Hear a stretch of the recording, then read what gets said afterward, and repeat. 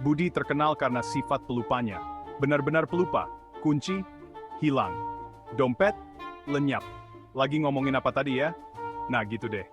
Pernah suatu hari, Budi masuk ke dapur, lupa kenapa dia ke sana. Dia buka kulkas, bengong, terus langsung keluar. Khas Budi. Teman-temannya sih suka meledek, tapi mereka juga khawatir. Masa iya, setiap pagi lupa naruh sepatu di mana? Misteri yang terbungkus teka-teki, di dalam laci kaos kaki yang juga lupa ditaruh di mana. Pada suatu pagi yang super kacau, Budi tidak dapat menemukan celananya. Dia mencari kemana-mana, di bawah tempat tidur, di dalam lemari, bahkan di dalam kulkas, karena kita tidak pernah tahu dengan Budi. Akhirnya, setelah 15 menit yang menegangkan, dia menemukannya. Di kepalanya. Dia telah memakainya sebagai topi. Tetangganya telah menyaksikan semuanya dan sekarang mempertanyakan kewarasan Budi dan selera fashionnya. Budi menertawakannya. Though so dumb, it is seen you stretchy. Sobrus propen for likes ke lucy. Ito at the sites 30. It is came down to ganapat. Budi memutuskan untuk bertindak.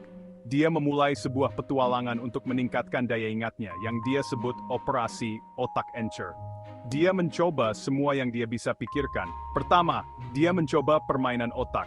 Sudoku, teka-teki silang, bahkan permainan mencocokkan memori dengan kartu-kartu warna-warni.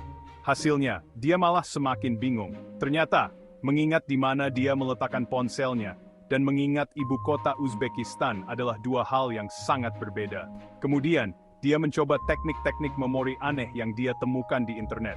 Dia mencoba mengasosiasikan nama dengan gambar-gambar aneh, membuat rima-rima konyol untuk daftar belanjaan, bahkan menempelkan catatan tempel ke seluruh tubuhnya. Dia tampak seperti proyek seni berjalan dan berbicara, tetapi tetap saja anmed ising mating margalzidpilnya. Bagian 4. Keajaiban catatan tempel.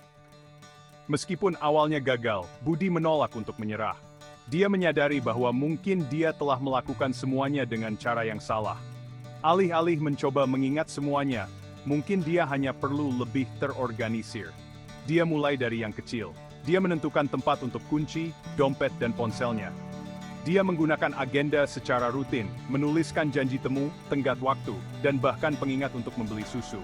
Dan tentu saja dia merangkul kekuatan catatan tempel. Apartemennya menjadi ledakan pelangi pengingat. Tetapi hey, jika itu berhasil, ya sudah.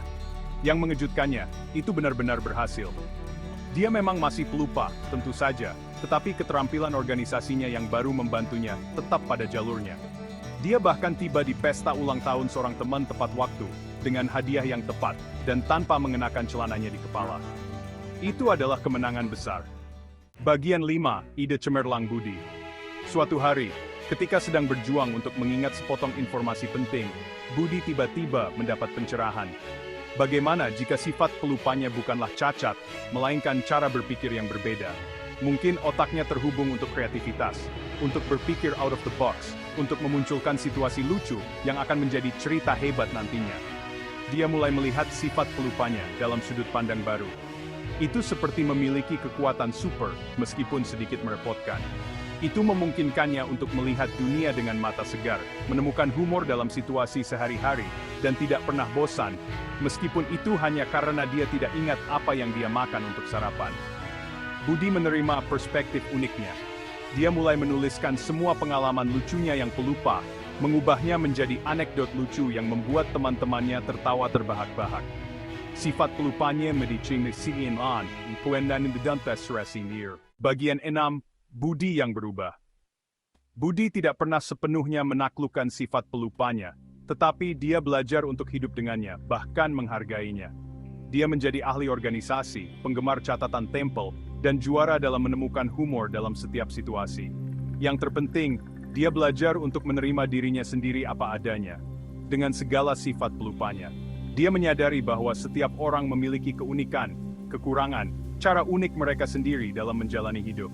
Dan terkadang, ketidaksempurnaan itulah yang membuat hidup menarik, lucu, dan pada akhirnya, tak terlupakan. Tamat, atau mungkin belum. Mengenal Budi, dia mungkin lupa bahwa dia sudah selesai menulis cerita ini, dan sedang sibuk memulai yang baru.